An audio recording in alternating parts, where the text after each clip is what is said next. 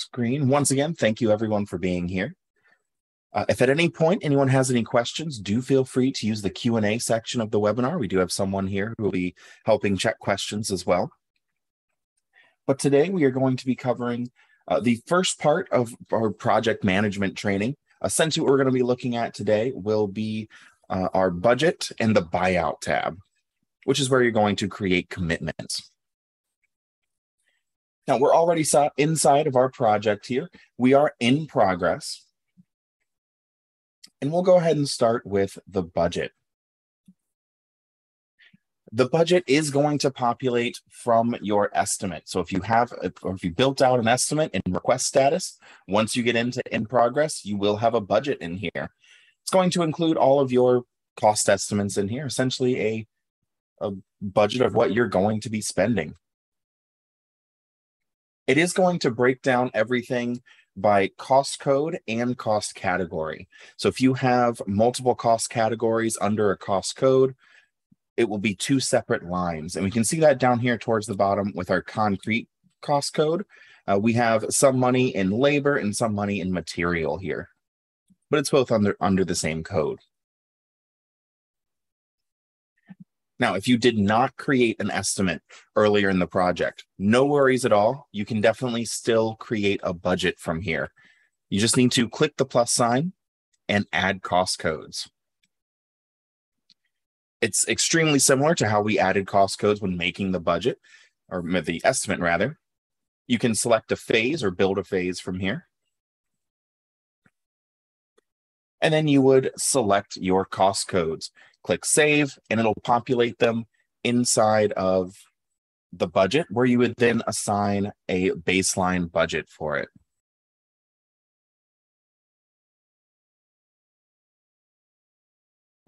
Oh, let's see. I see we have a question. Let's see. I see you're in RedTeam Flex, not RedTeam Go. Does that mean Go is being phased out? No, Go is not being phased out at all. Just today's webinar is covering RedTeam Flex. We'll have next week's will be on RedTeam Go, not being phased out at all.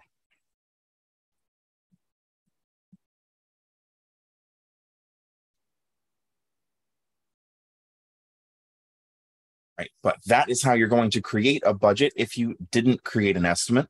We did have an estimate in here, so our estimate came over into our budget. And I want to talk about a few of the columns that we have here. First of all, the estimate column, that's essentially just going to tell you what this amount was when it was on the estimate. Again, if you didn't have an estimate, it would be 0. No worries with that. That really doesn't affect anything else in the budget, just kind of a point of reference for you. But then we're going to have your budget column, what you are actually at this moment budgeted to spend on this cost code. You can make budget adjustments from here, and it's pretty easy to do. If you need to make a change, we'll just go down here to the concrete one. All you need to do is click on that number. It'll pop open the adjust budget page, where you would select the cost code that we're in. Be sure you select the right scope and category, and then you'll be able to make your adjustment. You can increase by X amount, or you could decrease, type in a negative number to remove an amount from there. Or if you know exactly what you want to change it to, you can select the other option, adjust budget to this amount, and you can put that in. In order to save a budget adjustment, you do need to date and add notes, essentially a reason why you're making this adjustment. There is a report that we can run. I'll show you exactly where that is later. There's a report that you can run called the Budget Adjustment Report. It'll show every adjustment made and why it happened. And it's going to pull that from the notes here, so it is important to fill that out. As for real reasons why I see people use this, it's good if you need to make a quick balance transfer. If you want to move some money, maybe from one cost code or one cost category to another, you could do that pretty easily here.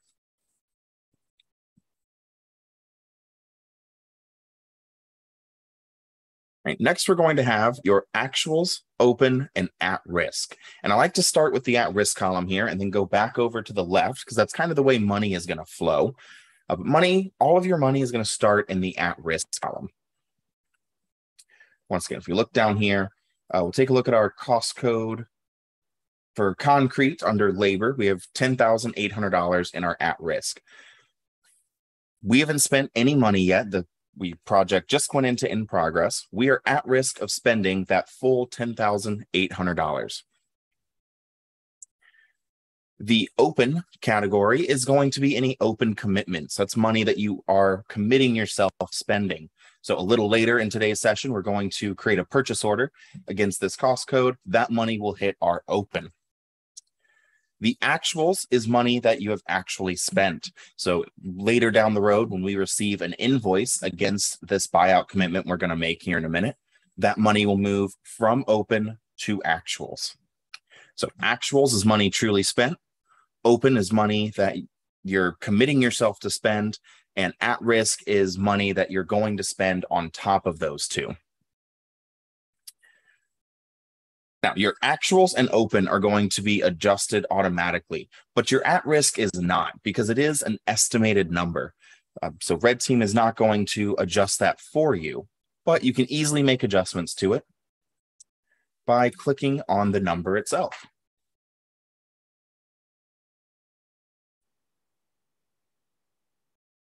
It's going to open up that cost code with all of your different categories. We're looking at the labor category right here. And I can make an adjustment here. Now, the project has started. There's no other numbers in here. We'll come back to this as well. Once we have a buyout commitment, numbers might make a little bit more sense here. But what I do like to point out is that you're able to estimate how much more money we're spending here. Maybe even it is at the beginning here. I look back over this and I'm saying that I don't think we're going to spend $10,800. Actually, reviewing the numbers, we're just going to spend $10,000 here. I can go ahead and make that change real quick. And what it's going to do is adjust my complete and my over under. The complete and the over under columns are meant to be a look ahead at the end of the project. So I'm saying, with having nothing in my open and actuals, only my at risk, I'm going to be spending $10,000 on this cost code in the labor category. That's going to put my complete cost at the end of the project at $10,000. No other information yet. We're budgeted $10,800. That means we're going to come under budget by $800. That's what we're currently projecting. Now, like I said, we'll take a look at the at-risk a little bit more once we have some money in the open. I think it makes a little more sense to look at it then. I just kind of like to lay the groundwork of the concept here. Something I also want to point out while we're here, I did say Red Team will never automatically adjust this for you, but there is a button that will do the math. So maybe a change has happened and you need to adjust your at-risk. Up at the very top is this foot to budget button. If we are still on budget for this cost code, this can be a helpful button. All it's going to do is do the math in your at-risk to make your over-under equal 0. So we can go ahead and click that. It'll save it for me, close it out. And if we check again, it put my at-risk back to $10,800 so that my complete equals that $10,800 that we are budgeted. My over-under is now 0. Austin, we have a question. If somebody is unable to click on a budget line item, that it's not turning blue for them, is that going to be a permissions issue? Yes, that is probably one of two things. Either you don't have the permission to click on, whether it's the at-risk or the budget, maybe you don't have the permission to adjust those items, or if your project is not in progress. I believe if it's in proposal and you've walked it back down into proposal, the budget may still be there for you, but you're not able to do anything to it unless it's in progress. All right. Any other questions so far?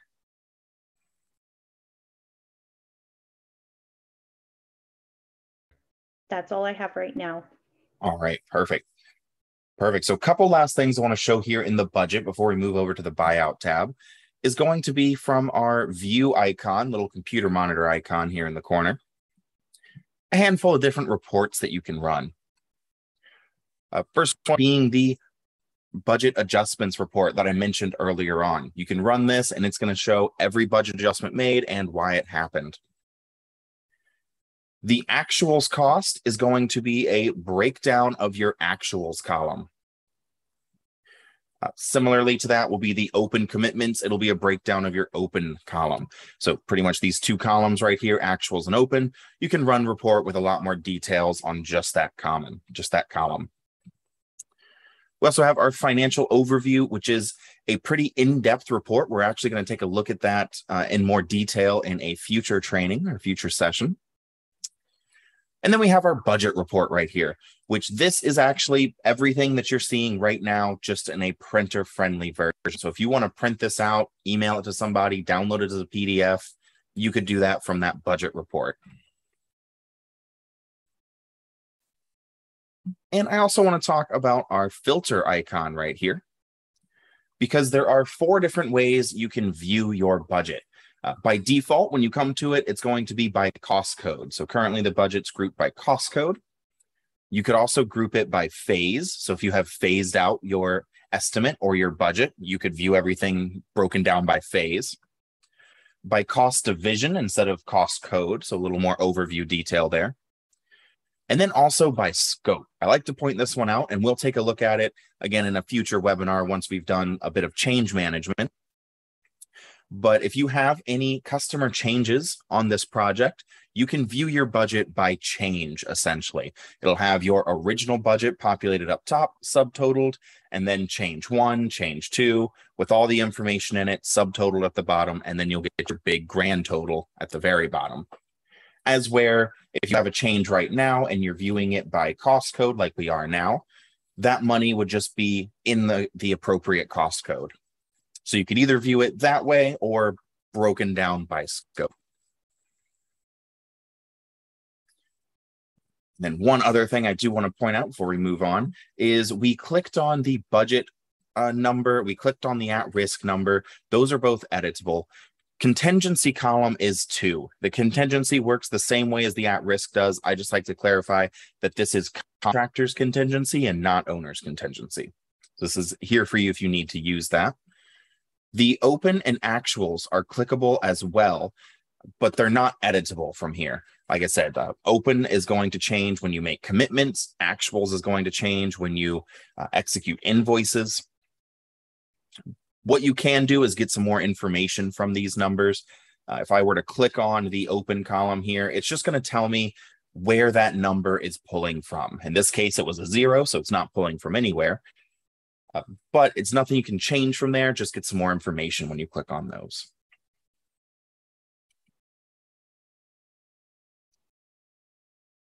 Right, and then one last call for questions on the budget. Like I said, we will be back here to talk about the at-risk a little bit more before we move on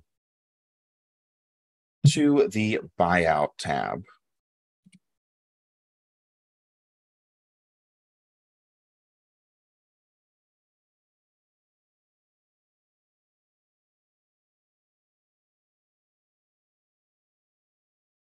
Let's see, is everyone still able to hear me? I think I just got a message that my audio may not be working.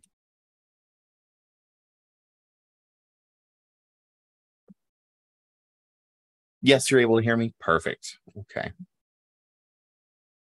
Thank you.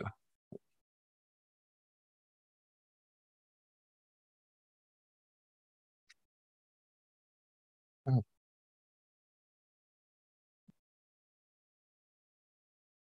All right, so we will move to the buyout tab then, which this is where all of your commitments are going to be held. And we are going to create a purchase order in here against the concrete cost code. If you remember from one of our previous webinars, we got a quote from a couple vendors about the material for that. And now we're actually going to create a purchase order from one of those quotes. So I'm going to go ahead and click the plus sign on here. All of your different commitment types or commitment options are going to pop up here, where you're going to select what is it that we're building. Like I said, ours is going to be a purchase order. So we're going to select that one. First thing you have to do is say, who are you making this with?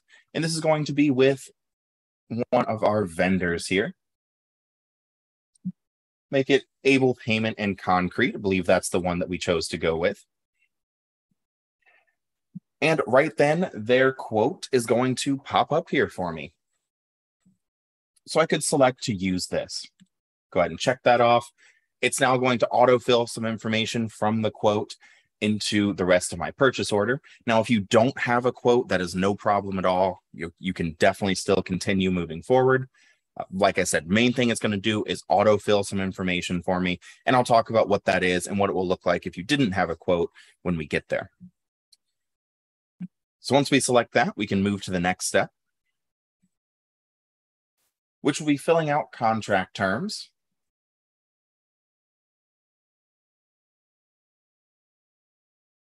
And starting at the top, we need to put in the date. We'll leave this as today.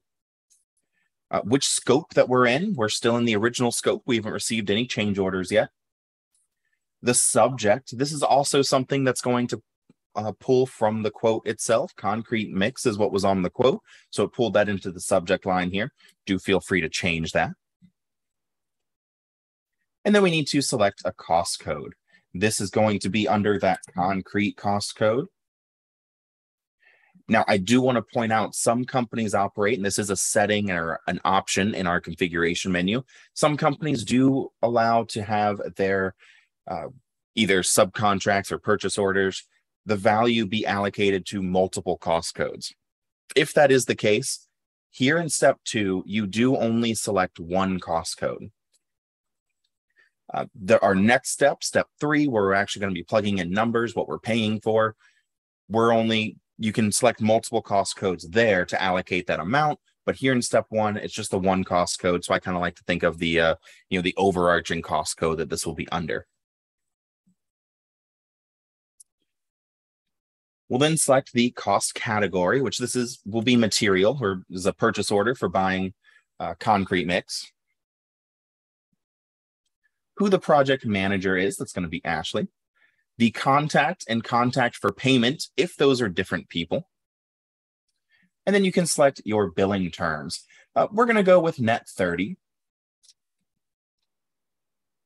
If there's any tax applicable, we can select that here, but we're just going to say this is non-taxable.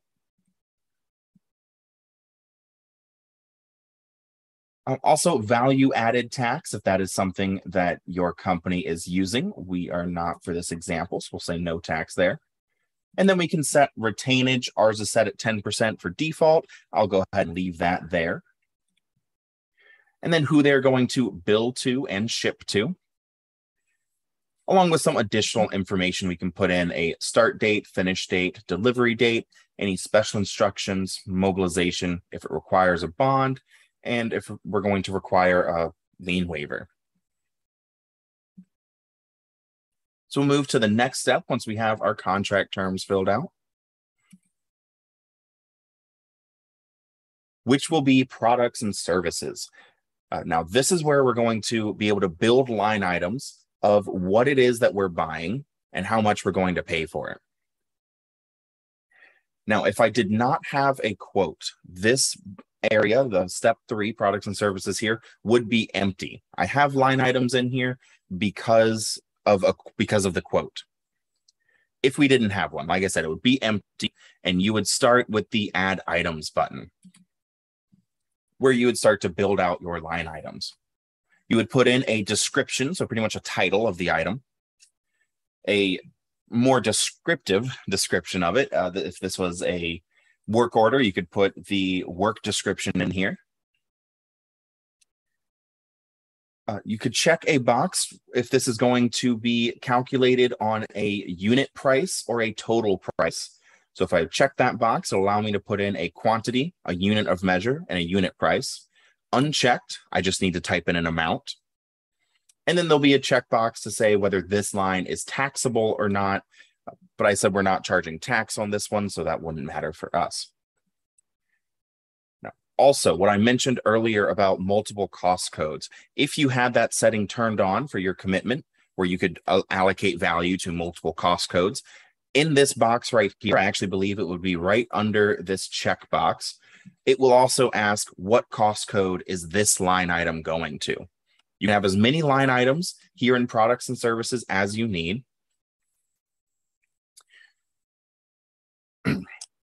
And each one can be associated to a different cost code here. Let's see. I see we have a question. Can you use inventory? Can you use inventory items to put standard language from scope to scope without retyping or copy and pasting every time? It's actually a good question. I believe you are asking about the description that you can put in here. I know you can use inventory items to bring in things that you've already pre-built. I'm not 100% sure if that will copy over the work description in there or not. Let's see.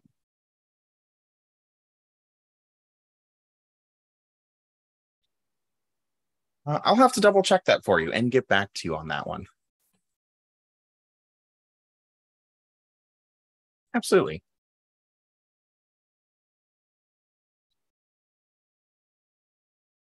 All right. Now, like I said, because we used a quote, we already have a few different line items in here.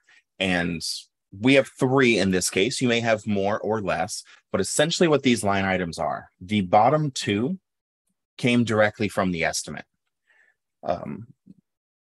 In the estimate, we built it out. I believe we built it out, the cost code, that is, from 3 line items, a labor line, a concrete mix, and forms.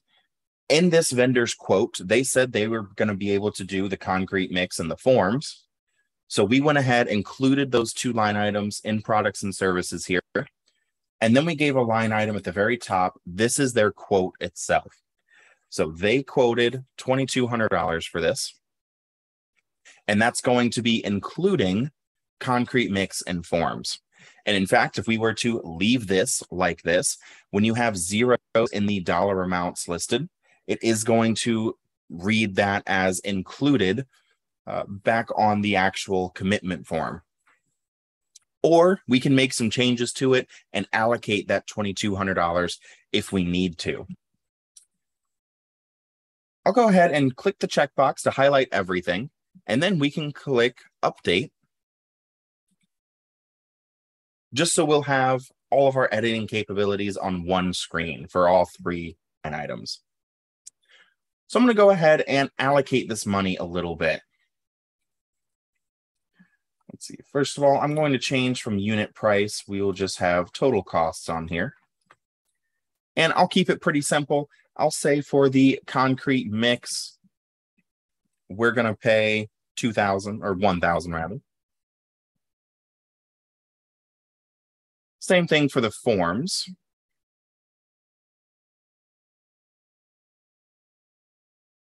Let's see, I'm back there.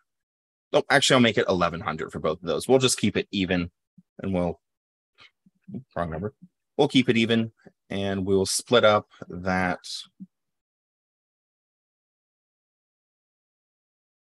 $2,200 evenly there. So I'll go ahead and click Save.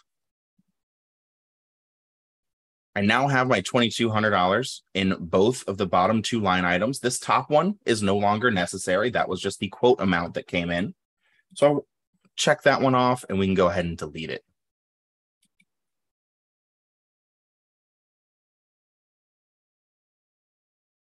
All right, now we have our $2,200 allocated between the concrete mix, concrete forms. Those are both under that same general concrete cost code for us. We're not using different cost codes, but I could have selected different cost codes for those if I needed to, if we were doing that.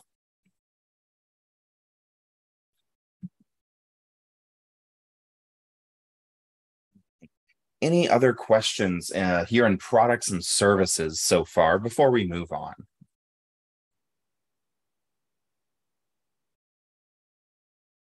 If there are, absolutely feel free to leave that in the Q&A section. We'll go ahead and go to the next step, where we are going to have to verify credentials. Now, these credentials can be set up in the configuration menu under commitment forms. Essentially, you'll be able to say, I'm requiring these things for our vendors to have in order to do business with. And it looks like we are requiring a W-9, a performance bond, and a license number. Right from this page, I can check and see what this vendor has. They have their W-9, that's okay. We have their license number, that's great. We don't have the performance bond on file. I do like to point out right from here, I can click upload. So if I have it, here on my desk, whatever the form is, here on my desk, in my computer, I can go ahead and enter it in right from here. I don't have to leave this page, go to the vendor's profile and do it there. So if I'm ready to enter that, I can do it right here. Now, with this not being on file, it's going to stop me from doing one of two things. And you have an option for this, either committing the commitment or executing the commitment. We'll go through both of those steps. We'll point out exactly what that is. But essentially, committing is when we are committing ourselves to paying for that, and executing is when it's going to be signed. So you can either stop yourself from committing or stop yourself from executing. Another permission that you have here, and this is definitely permission-based. I believe by default, only admins do have this permission. You'll notice this waive button over on the side. This is just going to allow you to waive this requirement for this one credential, this one time. If I were to go and create another commitment with this vendor, either in this project or a different one, it will be back on here. But if I click this waive button, it's going to remove the performance bond requirement, like I said, just this once. I'll go ahead and do that. And we're just going to require this time the W-9, the license number, which we're all set with. So next step is going to be submittals. If I had already created any submittals, they would be listed here. I could view those. But there's an add button. So if there's submittal items I need from this, I can go ahead and click add, start creating those, and then you'll take care of them and walk them through the workflow over in the submittals tab, which will be in our next webinar on the RedTeam Flex side. But just remember, and I'll point out here, you do have the ability to create them from here. We'll look at everything with submittals within the submittals tab. Next step for us will be any additional attachments. Plans and specs are going to be added automatically, but if there's anything additional to that, you can feel free to upload here. We also have some files down at the bottom that have been uploaded to our form itself, and they're uploaded to any purchase order that we create automatically. I do also like to note a nice button that we have here for PDFs. If you upload a PDF into here, either through the configuration menu or through the drag and drop area right here, you're going to have this checkbox that says display as a separate page.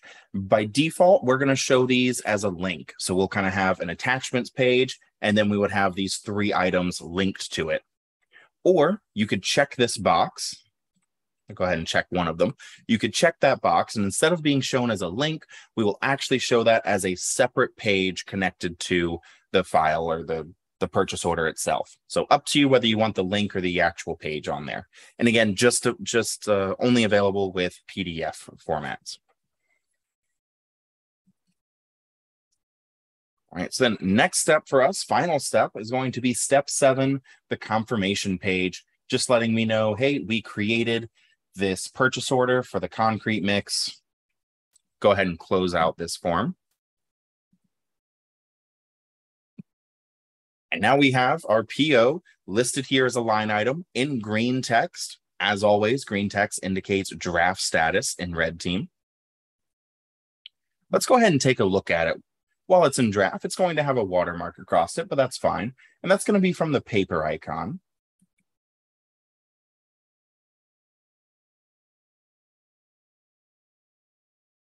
It will have this draft watermark across it. There it is.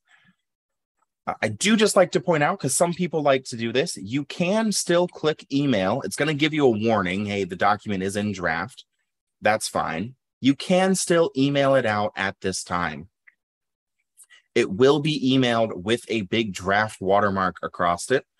So anyone that views it will be able to know if they download it, print it out, they'll be able to see, hey, this is not a finalized document. So we have our project information listed up top. Looks like we have some verbiage here before we have our itemized pricing. We're paying $2,200 for both the forms and the concrete mix. But then we have some more legal verbiage. Listed is the credentials that we require. I said we're requiring the W-9 and the license number. Our signature lines, like I said, plans and specs are going to be attached to the page. Then we're going to have the additional attachments, like I mentioned, will be listed as links. But that third document, I said to display on a separate page. So it's going to do that, display them in separate pages here.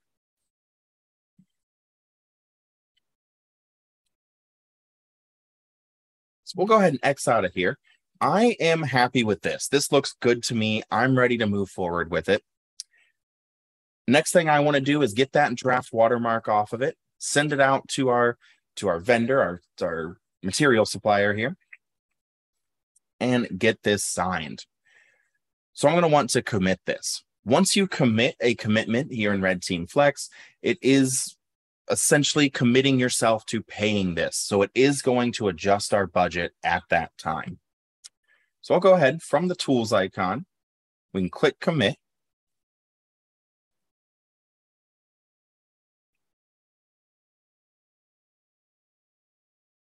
And it's going to, if your permissions allow you to be here, automatically open up the adjust at risk page. Essentially, it's telling me, hey, money has changed. You're going to need to adjust your at risk. So we were in the concrete cost code. This was under material. We can see that we originally budgeted for $1,875, but this commitment is going to cost us $2,200. However, it's still saying that my at-risk is $1,875, which is not correct. I'm not going to spend an additional $1,875 on top of this $2,000. So we can see my complete's at $4,000. It's currently not right. Hopefully, I'm not going to spend anything more than this $2,200, which is already a little over budget. So I can just zero out my at-risk, which will put my complete cost at the $2,200 that I'm open for. Run that against the budget. We're going to come over budget on this item by $325. Or maybe I review things a little bit more. I don't think this $2,200 is going to cover everything. There's a good chance we might spend an additional $500 on top of that. We're probably looking to come about $825 over budget by the time the project's over.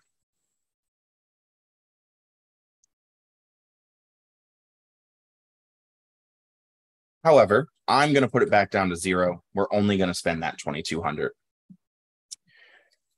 Now, something I like to point out at this time is going back to that foot to budget option. Like I said, it's going to do the math for you to make your over under equal zero. But this is a perfect situation I like to point out where you don't want to click this button in this case. We are in an actual over budget situation. We're budgeted the 18, we're going to spend 22. If I click this button, it's going to do its job. It's going to make my over under equal zero. And it will do that by putting a negative number in the at risk. It's really not possible to expect to spend negative money. So you're going to want to avoid that. So if I were to click this, it would put that negative number in there. I could always adjust it manually to remove that. But just note that this is a time when you may not want to use that foot to budget button. I'll go ahead and click save. Close this out. We now have our committed purchase order. But before we move forward with this, I want to go back to the budget just for a second, just to show that we do now have that $2,000 in our open column here. Once again, as we receive invoices against this, it's going to move from open to actuals. If I click on this open amount now, it'll tell me where that's coming from. It's coming from this purchase order right here. I could view it from here as well. We're not going to spend any more on at risk, or we have nothing in contingency, but you can see we are going to come $325 over here. Something else I do like to point out is from our more icon, little ellipses icon right here. We do have an option to delete at risk and delete contingency. These are good options at the end of the project. It's not going to remove the columns. It's just going to zero them out. So if the project's over, you're not going to spend any more money. You have no more contingency left over. You can zero out those line items, making your complete and over under accurate to right now if we're at the end. There is also the option here to foot all cost codes to budget. It is that foot to budget option that we saw when clicking into the at risk. You can just do that for your entire budget.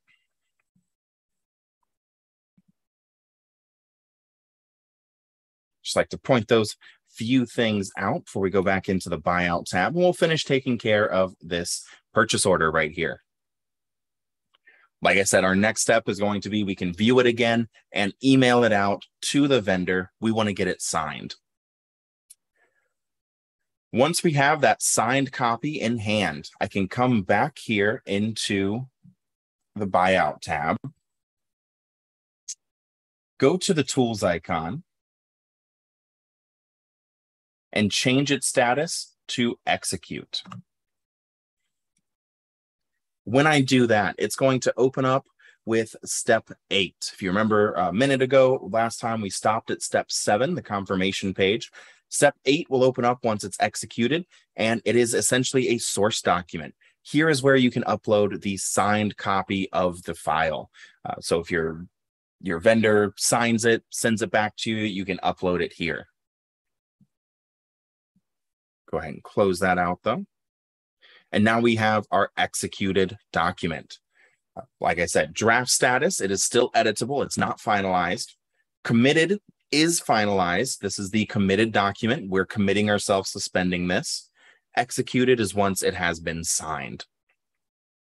And if you remember back to the credential requirements that I mentioned, you have the option if a vendor doesn't have a credential on file, you have the option for it to either stop you at committing or stop you at executing.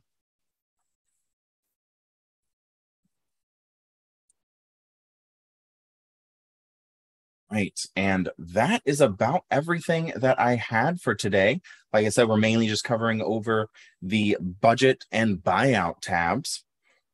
In the next webinar for RedTeam Flex, we're going to finish off the part 2 of project management, which is going to cover the dialogue tab and the submittals tab. In dialogue, we're going to take a look at creating and answering RFIs, also managing meeting agendas and meeting minutes. And then submittals, we will work through the workflow of a submittal. But any last questions before we wrap things up for today?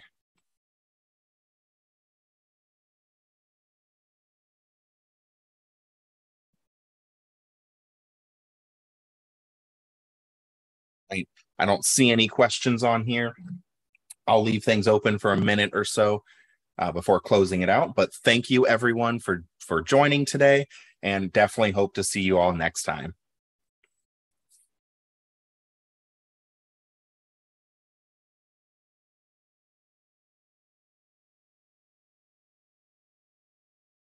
Let's see, I see a question. Are we going to be able to get a copy of the recording? Yes, I believe these recordings are actually going to be in the Help Center. So if you click on your name in the top corner, you can go to the Help Center, and these should be under the Webinar tab. If you go to Webinar, we'll see we should have these in here. Let's see, yeah, you can watch the one from the 2nd, and the one that's in there today is upcoming.